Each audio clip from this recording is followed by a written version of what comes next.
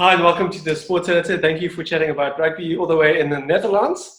You picked up actually interesting slangs along the way, but it's all good.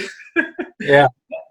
Before you got into coaching men's rugby, you obviously spent some time specifically in Stellenbosch at Paul Roos, and obviously must have had a good time there.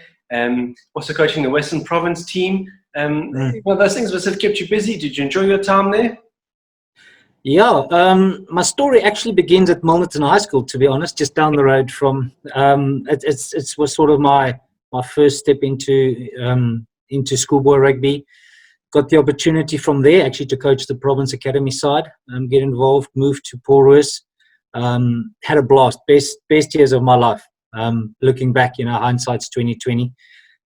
Best years of my life coaching Paul Roos, and I didn't know my last game would be. Funny enough, the last time they beat Great College, but from there I enjoyed it, had fun, had the opportunity to coach the Craven week side. That led into opportunity coaching the SA schoolboy side.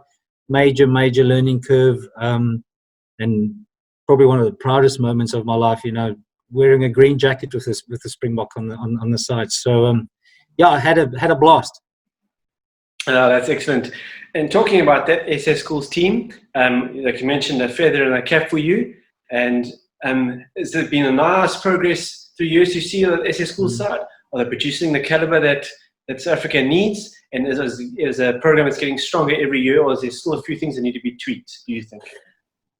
I think we're spoiled in South Africa with too much talent, if I can say that. The two teams that I was lucky to coach had the likes of Ambrose Papier, Kerwin Bosch, Damien Willems, Mani Lebok, Ernst van Rijn, Kobus Wiese. Sure. Those were the Johan Grobler, Hooker. So those were the names that came through the ranks when I was coaching the team. So the system is working and it's doing things. Things are happening right. I still don't think South Africa transfer that under 18 talent that we have at schoolboy level into under 20 level. I still think there's a gap in somewhere. I don't know why. I can't tell you why. But that the players are coming through the system and then getting into Super Rugby, and a lot of the guys that I mentioned became Springboks. Thomas de Toy is another one. They all became Springboks. So it must be working. I just think we have too much. I just think there's you think of the likes of boys that miss out and then make it later on. Names are popping in my head. Wandile Similani played for me as well, like Diva Giamani.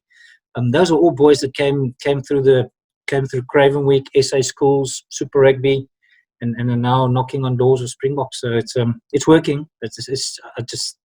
There's a lack to under 20 level. I still think we can produce better. Or under 20s are underperforming.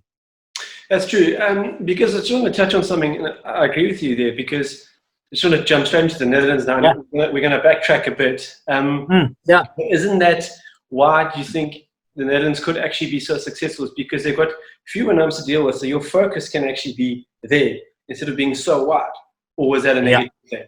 You can focus people to work with. I think it's a positive. It's an absolute positive. We have sort of a selection process that we start.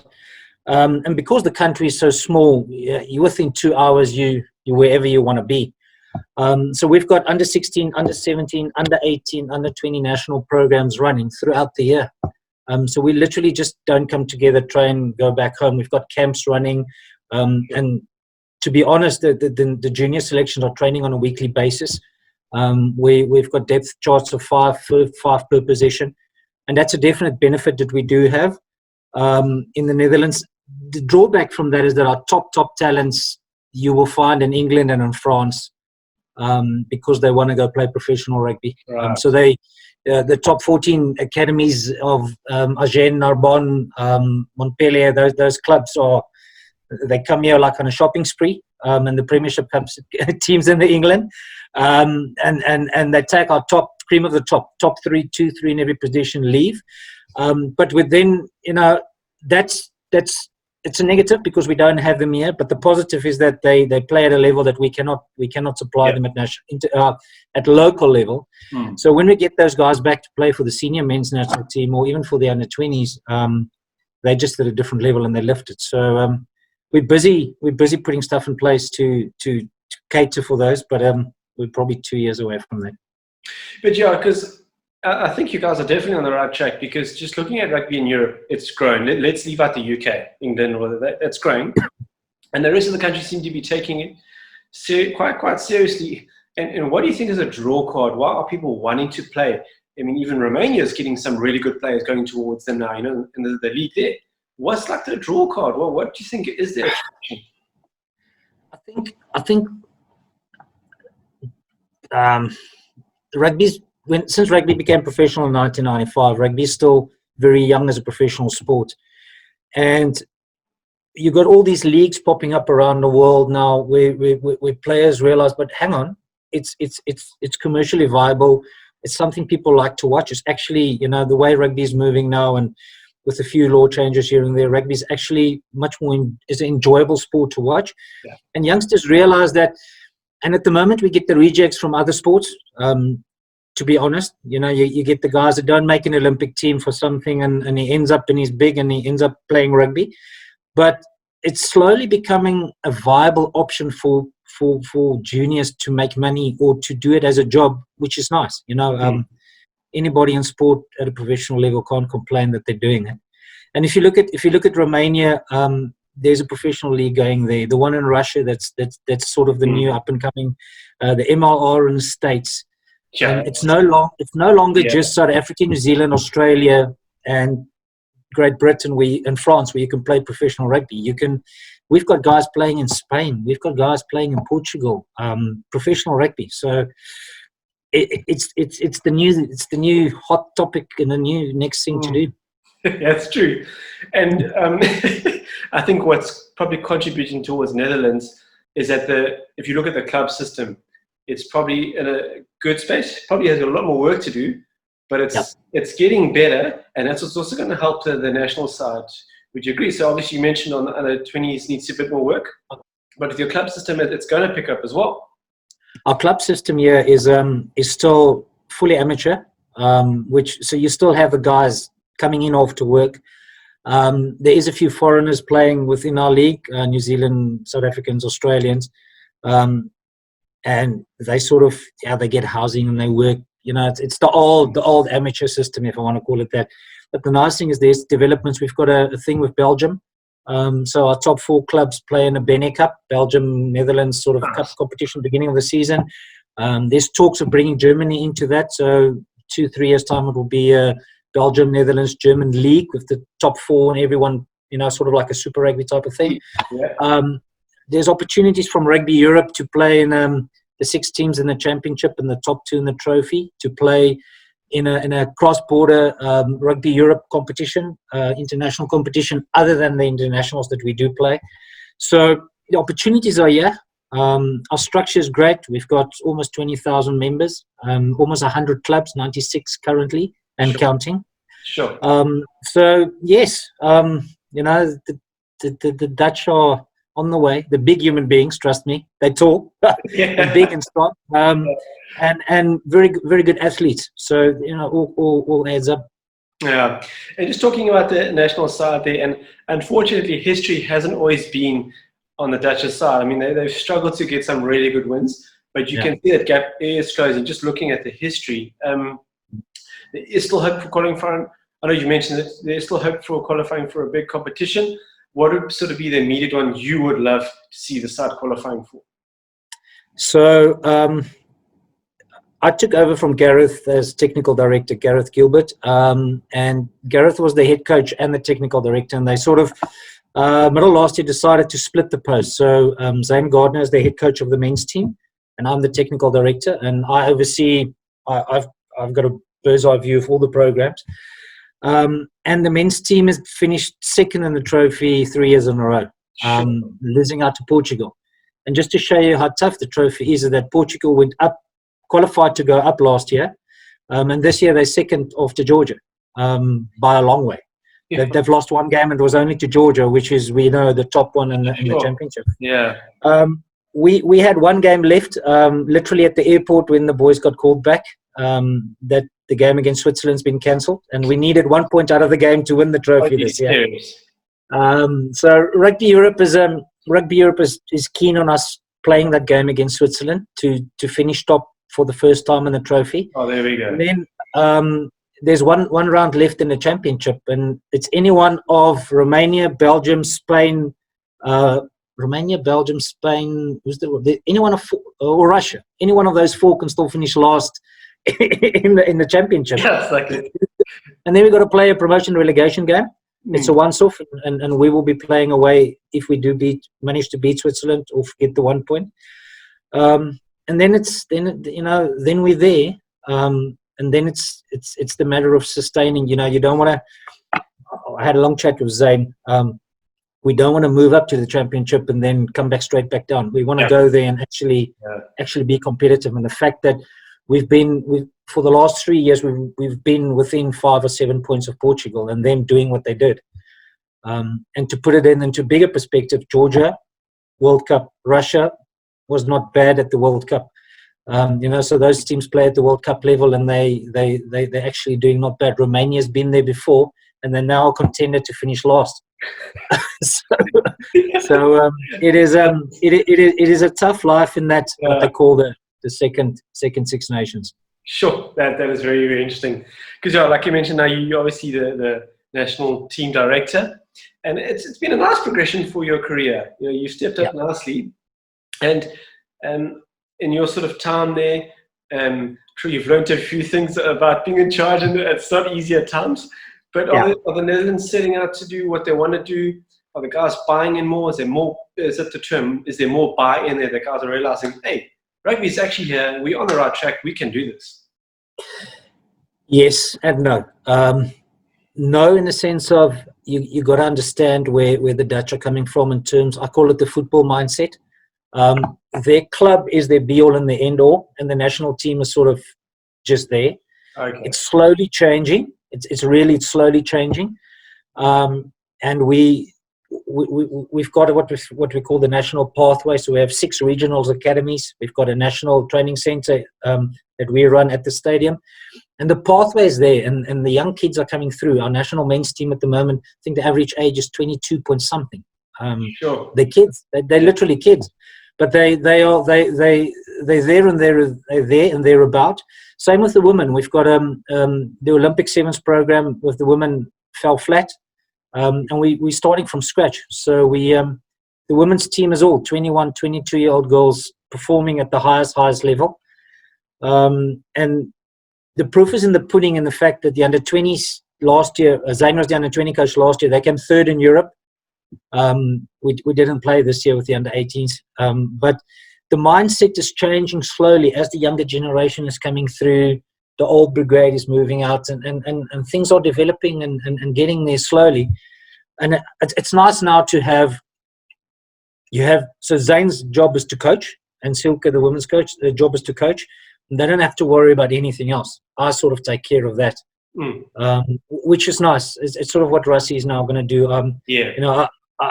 I manage everything around it, so they have what they have to make it work, and then we sit together and we come up with plans and what do we do, but you still want to give them the autonomy to do their own thing as well. So it's a fine balance we have at the moment. Interesting. Are you in charge of a sevens program at all? Is there a sevens program at all? Are you guys looking to have a sevens program? Touchy subject. Touchy subject. In the men, we don't have a sevens program for the men. We're just all fishing out of the same pool. And if we do things right, the men literally have no time off. Sevens runners in summer here. The women had a professional setup up to about a year and a half ago, where they were trying to qualify for the Olympics in Rio. Didn't make it, and the NOC, NSF, our National Olympic Committee, sort of pulled the funding for that. And that program is cancelled. The women still do play sevens. They're in the Grand Prix series in Europe, so that's just under the World Series. But it's tough because you've only got like I say, in total, I think we've got 19,000 and odd members. Sure. That includes everybody from 7-0 to. So it's not a lot of people compared. It's about the same amount of rugby players the whole of Stellenbosch has got. So. Yeah, because I think there's about 360,000 registered rugby players. So there you go. So we're about 1/10 of that, if we're lucky. Yeah. So seven says our focus. We sort of, from a strategic point of view, decided we're going to focus on 15s because it's easier for us to get somewhere, and we involve more people in the process. So stuff like the Amsterdam Sevens and those things will still always be there. But from a national point of view, just the women. Okay, very nice. And in terms of establishing everyone refers this to rugby, a culture. You've got to have a rugby culture. Football must make it a bit difficult at times because there's a lot of emphasis and a lot of drive towards football there, so to say. And rugby, you need it because that's how you get people to obviously play the way you want. Yeah. How's that going? That side of things. Are you getting the culture momentum? It's not just football. We got hockey. Netherlands are amazing with hockey, and then we got all the winter sports that the Dutch are phenomenal in. So creating a rugby culture is a challenge, to be honest, and it starts with the values, and it's another thing I can see in the year that I've been here now how people's mindset have changed where, this is cool, this is where does that come from? And I think that the fact that we had the World Cup on television here helped, definitely helped. You don't scream at the ref and you don't shout and you don't dive, and the old school values of rugby are sort of being transferred. And that's what the guys in the Netherlands really like. They sort of also get fed up with the younger generation, and it gets passed on. So the culture is building slowly, but it does put us a little bit on the back foot if you talk about, if you want to compete with the big dogs. But then again, and where we want to go, we can't get into the Six Nations. But Georgia, Romania, Belgium, Spain, Portugal, they're sort of in the same boat. Their number one sport is not rugby. It's not South Africa, New Zealand, or England. Yeah. So they're sort of in the same boat. So at least we can compare apples with apples. That's true. Makes it. I think half the problem is that Amsterdam is known as the biggest party center in the world. I want to see you probably get out of hand when you're in there. No, it's not. It's not. Not currently. That's interesting. Yeah, but it definitely does. Rugby definitely does bring people together, and it's a brilliant move that you did show the World Cup is absolutely. That's so good. I'm gonna come back a little bit to your time here in South Africa, because you actually also started coaching after you left school. You went and coached the Pumas, the forwards. Yeah, right there. And so you've gone from schoolboy rugby to men's to national. So you've plotted your way quite nicely. How was the Pumas? Did you enjoy the scrumming there? Was it good? It's I grew up in the Lowveld. So just sort of a move back home. Me and Emir had a tough ride the first year around. Emir men's. Everybody, the team, when I arrived, 20 players just retired or moved on to other unions. Sure. Emir just literally just got appointed as head coach. First time for him, young coach. I just came out of schoolboy rugby, straight into a Currie Cup qualifier. So it was tough, to be honest. It was really, really tough the first year. Second year, they appointed Brent Jansen from Rensburg as the new head coach, who did a really phenomenal job the time that he was there. And by hook or by crook, I went for a coffee one day with our team manager, and I had a coffee with Dr. Phil Pretorius, former coach of the Blue Bulls and Stellenbosch, and he's like, "Well, I'm going to coach the Czech Republic. Would you like to join me?" And I'm like, let's go. My contract at the Pumas was sort of at the end, and I was like, well, here's an opportunity to see Europe. Let's go. And I went with Coach Phil.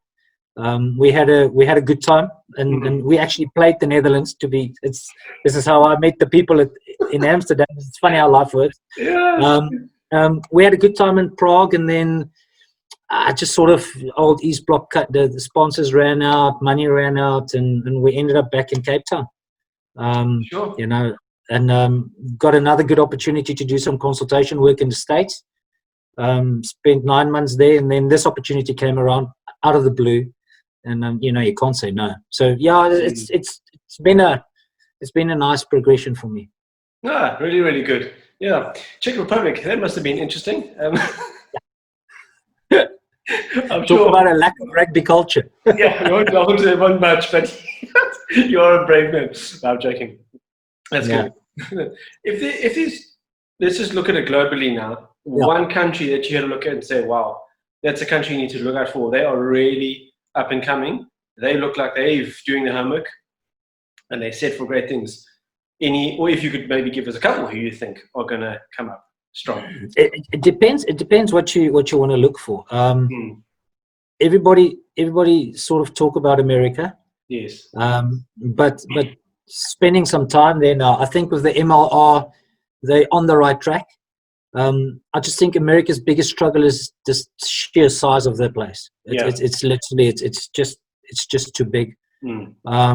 And unless they the profession, the MLR is privatized, but unless they privatize their national team, it's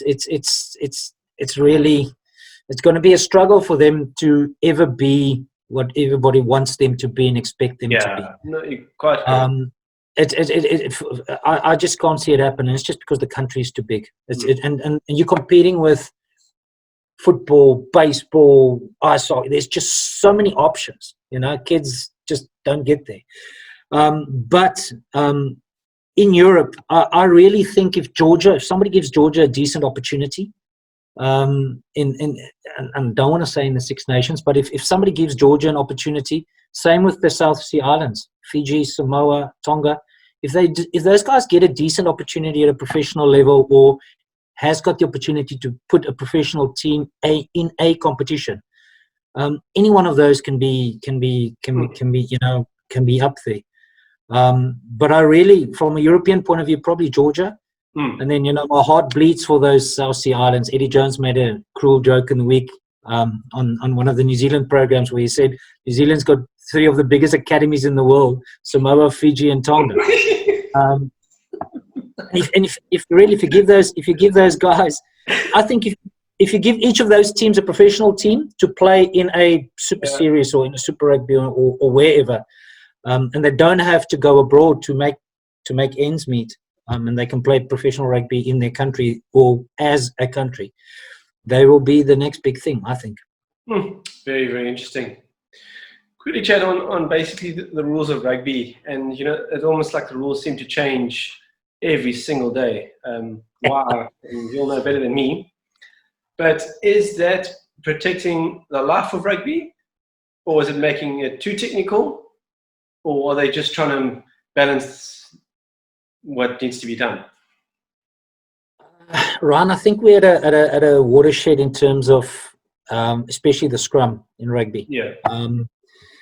The new laws that came out, or the laws that you have an option to use in return to play after COVID, I think is probably the way to go, where there is no reset scrums. So you have one go, you make it work. If you don't, then it's a free kick or a penalty, and away we go. And it is the old thing of, if you give the forwards the luxury of, all right, we're going to reset this, they will take their time and they will do it. And refs don't want to get it wrong, so they rather reset the scrum.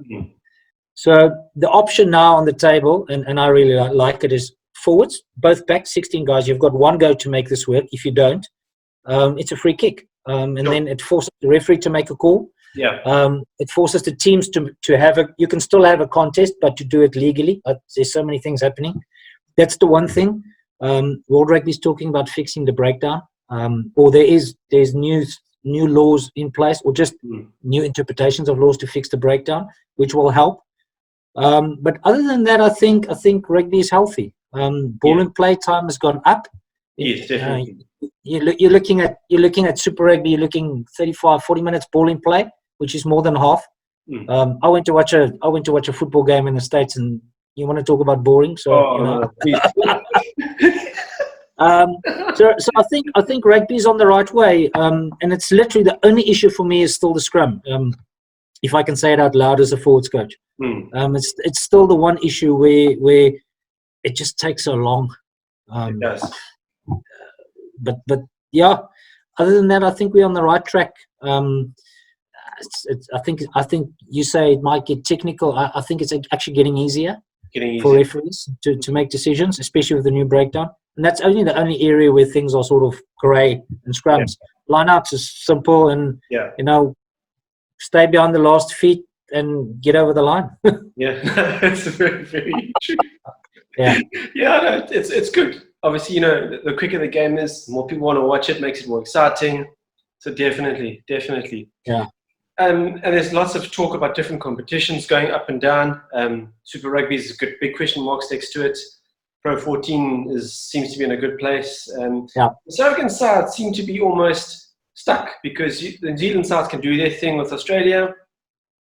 The European guys are saying, well, Pro 14 is Celtic. It's meant for Scottish and Irish and English sides. So what happens to the South African teams? Good question. Very good question. I still think our the answer to South African rugby lies north. Just travel wise, you're there wherever you want to be within 10, 11 hours. It's an overnight flight. You can do it in a week. Tours are easier, and the Cheetahs and the Kings have made it. To play in the Pro 14 is not difficult. Definitely something World Rugby needs to look at. How are they going to make it work, because they can't lose South Africa as a custodian and a powerhouse in South African rugby. If you look at World Rugby, if you look at South America, those teams can all play up north to the States and down. Same time span. Same, the flights are not killing you. Same with us in Europe, where the most of rugby in the world is being played, or the it's the viewing time and everything. And then if you look Japan, New Zealand, Australia, South Sea Islands, they can sort of start getting something up there up and running. Yeah. And in my head still, you've got get a winner here, get a winner there, and we all play each other, that type of thing. If World Rugby goes that way, I don't know if they will. Yeah. But South Africa's rugby is definitely, I think the future is in north. Yeah. If you ask me, 4 franchises up north, so we play with 4 up north and we sort the rest out domestically. Basically what New Zealand's doing. Yeah, very, very true. Yeah. Oh, well, I guess that's what makes it rugby so unique, because there's always something to talk about. There's never a dull moment. Exactly. Even lockdown, it's crazy. Whereas I think it would be nice for the South African sides to get up and running, but that's not going to happen anytime soon, I think. Yeah, they call it Super Rugby, but I call it the All Black Trials. So it's basically what it is. It is. I can see South Africa playing a bit of the Currie Cup just later in the year. I think. I think that's what will happen. That will actually, I think, be good for the Currie Cup, so to say. Because 100%. There's a lot of traction. I think Super Rugby mentioned in a previous interview. They said that Super Rugby almost killed the Currie Cup, but that's maybe an opinion. 100%. But it's I think it's 100% true. That's why we sort of got to go back to the old school where we play Currie Cup with our top 8 unions, and they smash each other about. And there's 4 franchise teams, and those 4 if you remember the old Stormers and the old Northern Bulls and the Cats or whatever, and those 4 franchise teams play up north. Yeah. Then I think that will help South African rugby tremendously. Yeah, but I'm sure we'll find out soon enough what's on the go. Yeah, no, 100%. I hope you go well, Hein. It's been really, really nice to chat to you. Thank you, Ryan. Thank you very much. I know you've got a lot of work to do, and getting something from the ground up it's a lot of work. But like I said, I think once you get momentum, you're going to be A for a while. So really hope it goes well. Thank you very much. And when I come down to Cape Town again, or when I can get a flight, I'll give you a shout for a coffee. That'll be great, man. Always good to talk rugby. Cool. Thanks, Ryan. Thanks, Ryan. Good, Ryan. Have a good day. Ciao. Bye.